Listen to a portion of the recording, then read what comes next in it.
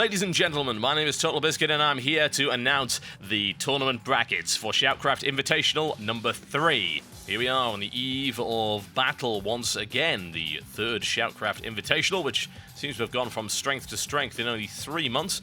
I remember the first one started off with $1,500. Then we had $2,500 for number 2, and then $5,000 for number 3, thanks to your generosity. And this tournament in particular is entirely powered by fan donations. We received $5,000 of fan donations during SHOUTcraft Invitational 2, so they have all gone into SHOUTcraft Invitational number 3, and all of the rest of the money that has been raised over the past month has been put towards SHOUTcraft 4, so we're looking to maintain the long-term future of this particular tournament and hopefully not drop the prize money at all if possible, but we'll see how it goes. Whatever the case, that's not actually what you wanted to hear, so let's talk about the brackets, shall we? Okay, here we go. The first bracket, the upper bracket. We're going to be starting off with something of a titanic matchup, I believe. Probably one of the most equal matchups in this entire tournament. It's going to be Soke against Damaga. Now, Soke is the SCI 2 champion. Damaga is the Assembly Summer champion and has won 6 tournaments in August alone. He's considered to be one of the best Zerg in the world at the moment. So that's going to be a pretty scary matchup for Soke. But to be honest, it would be a scary matchup for anyone in this particular tournament. Soke has a good chance. He actually is about 50-50 in terms of tournament wins and tournament losses against Damaga. So it's a really, really equal fight. And Damaga's ZVP is actually his weakest matchup. Not by much, but it is his weakest matchup. So it's going to be a tough start for both of these guys and should produce an absolutely fantastic matchup. In the same bracket, we have an incredibly anticipated matchup. It was something that a lot of people were saying, oh god, I hope this happens, and, well, it will. It's going to be the Little One versus Destiny in a best of 5. And this is, I would imagine, going to be the most unconventional TVZ that we have seen in a tournament for a very, very long time. And of course, with best of 5, they have ample opportunity to pull out some very unusual strategies. And some people have been saying that, hey, TLO, Destiny, and to an extent Tyler as well are the weakest contestants in this tournament based on their recent tournament showings. But I would have to say that because of the amount of practice Destiny has had on Korean servers and TLO practicing and getting back into form incredibly rapidly, I would think that they are both incredibly capable of putting on a really good show as well as being highly competitive. Bear in mind that TLO actually took a match from Damaga in Assembly Summer, and he was one of the only contestants to actually do that. It wasn't a gimmicky matchup either, it was just a straight-up win against his Zerg opponent. So TLO really is back on form now, much more so than he was. He hasn't competed in a lot of tournaments since he came back, but this to me is the ideal arena for him to show some of his trademark unconventional play, and it's also a chance for Destiny to show what he's capable of doing in an invitational environment. I believe this is the first invitational that he has actually been directly invited to of this type, so this is going to be interesting, and a best of 5 format does of course suit him as well, gives the potential for variety. Also means one of those guys will be going through into the round of 4, where of course they will have to face off against either Soke or Damaga, which will be tricky, there's no real doubt about that.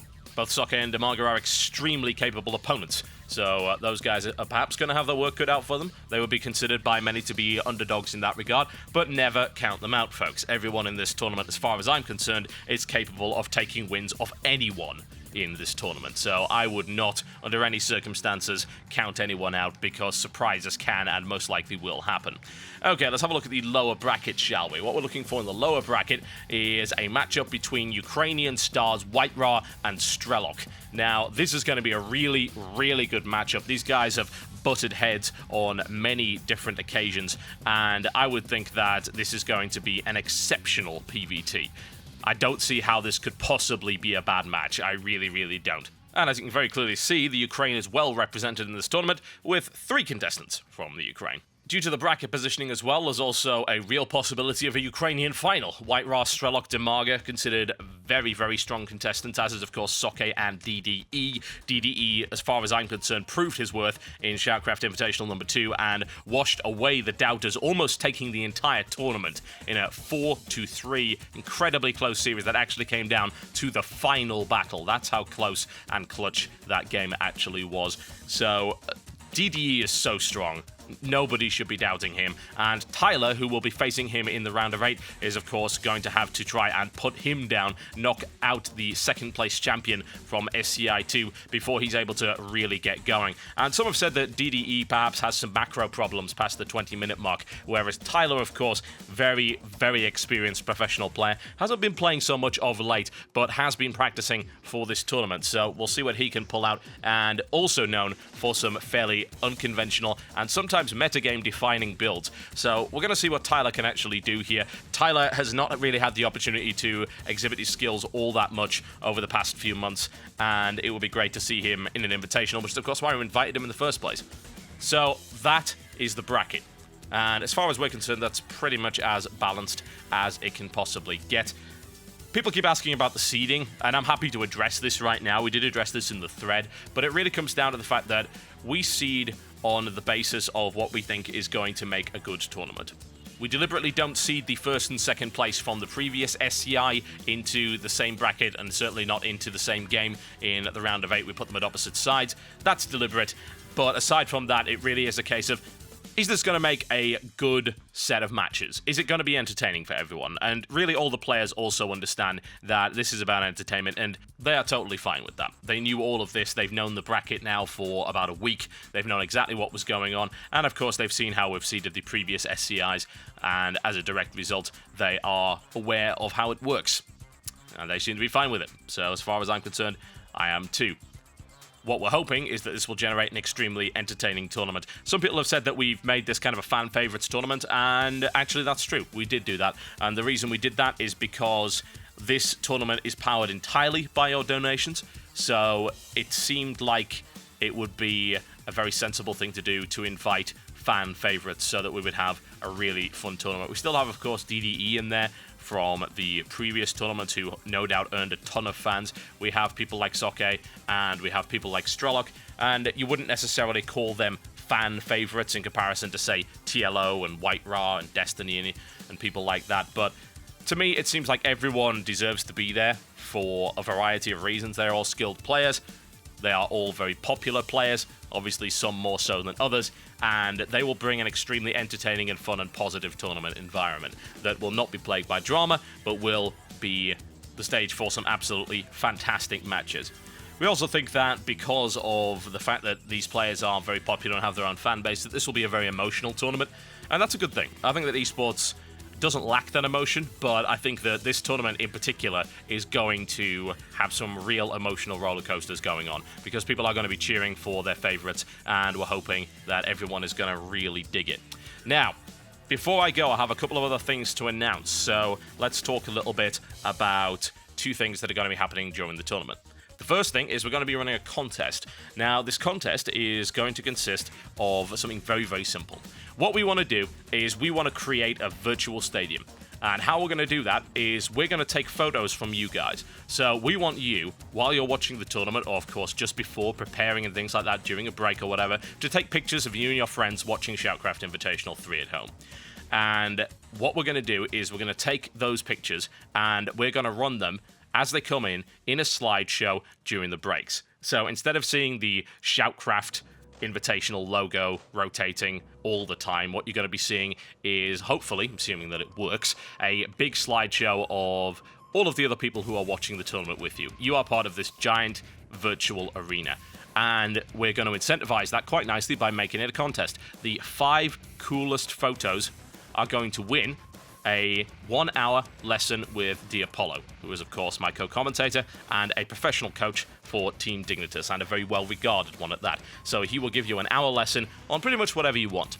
And, just to incentivize it even further, just to make it a little bit tastier, the best photo of the lot will receive a peripheral of their choice. Anything. Do you want a mechanical keyboard?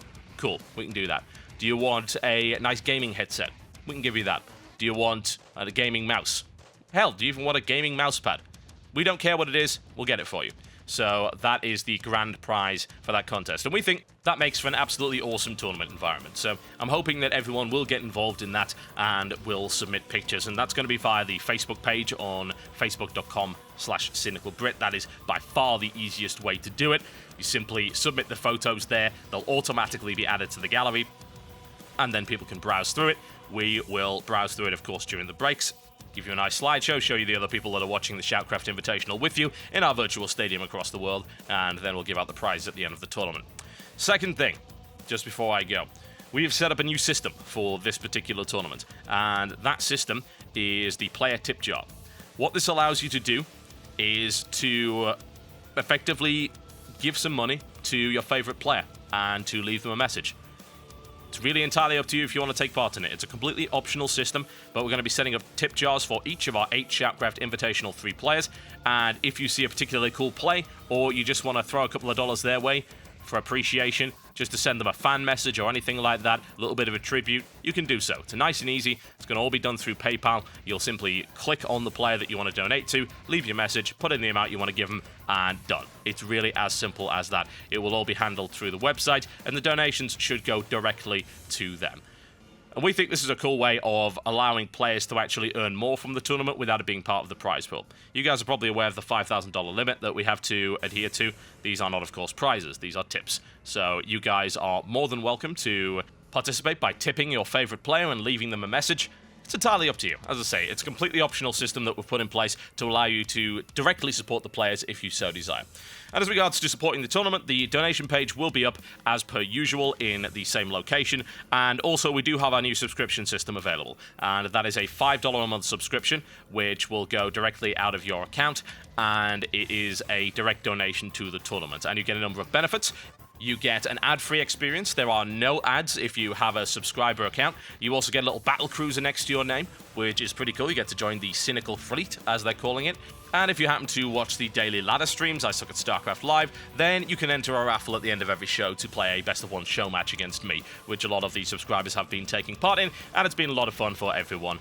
And as I said, none of that money goes to me. That is all going towards future tournaments. And of course, if we get enough subscribers, then we can fund every tournament, no problem whatsoever. We won't even have to worry about anything else. We can take the ad revenue and put on show matches and other events and things like that. There's all sorts of possibilities for SHOUTcraft Invitational going forward and the entire franchise, I suppose. So I'd like to take this opportunity to thank everybody that helped make this event possible. That includes all of you guys that donated and, of course, watched the previous event. It doesn't matter if you didn't donate. As long as you watched an ad, you helped support the tournament. So we thank you all for doing that.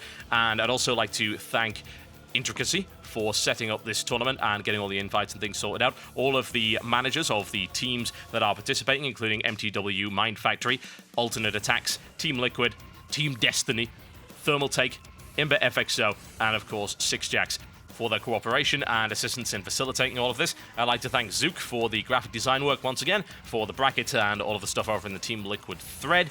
And I would also like to give a big thank you over to Well Played and Cnome, who helped to split up SHOUTcraft Invitational to archives and VODs for easy viewing, and will also be helping to do that in SCI 3. I'd also like to give a big thank you to our admin Bequeth, that was responsible for a smooth running tournament last time, and hopefully we'll be able to do the same thing once again this time around. We're hoping for no technical problems, folks. I have done a lot to make sure this setup is rock solid stable, so hopefully all will go well. Okay, folks. All that is left for me to do is to sign off and start preparing for the work tomorrow, and hopefully you guys will enjoy the show an awful lot. It will be airing tomorrow. That is, of course, Saturday, the 10th of September at 12 p.m. British Standard Time. That's 1 p.m. Central European Summer Time, or 7 a.m. Eastern Standard Time on the East Coast of the US. You can figure out other times from there, and of course, the Team Liquid calendar will translate the times into something more appropriate for you. And the starting time on the Sunday, the 11th, will also be at the same time for the round of 4 bronze match and grand finals. Ladies and gentlemen, my name has been TotalBiscuit, and I will see you next time.